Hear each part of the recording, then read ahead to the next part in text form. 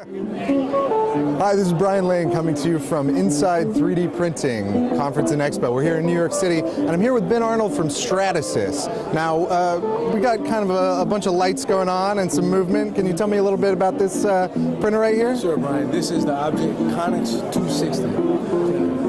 This is basically the top of the Stratasys product line on the PolyJet side. It's an inkjet printing machine, and what this machine does that makes it totally unique is it has the ability to print different materials at the same time into the same part.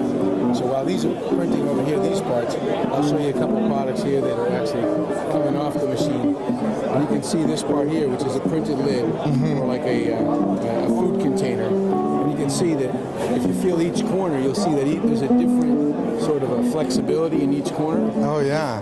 Right? And the top is a this is really loose. This is more rigid here, and this is much more rigid. Correct. So this is a single part.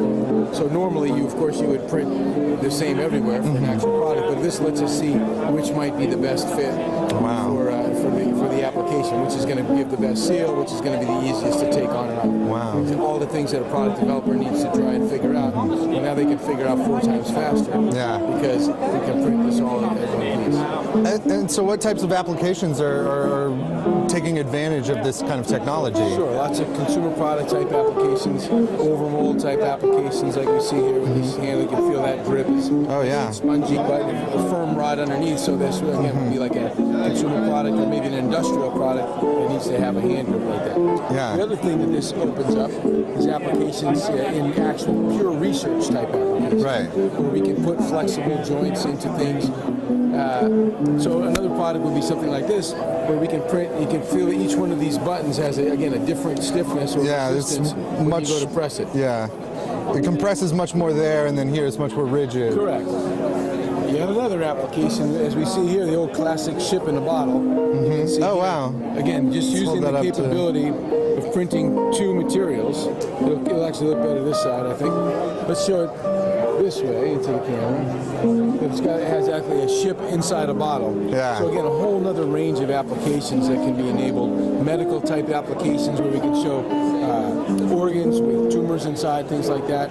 So a lot of research applications that are maybe not so apparent at first glance, but when you see the embodiments of the different things we can do with the technology, it's pretty exciting. So you got 2 materials, and what are they're polymer based? 2 materials. In this case, the most common would be a rigid white material and a very flexible black material. So this is the softest material, and this comes in a can.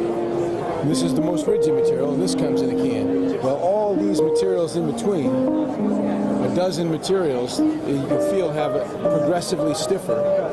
All these are made on the fly. Wow. Digital materials.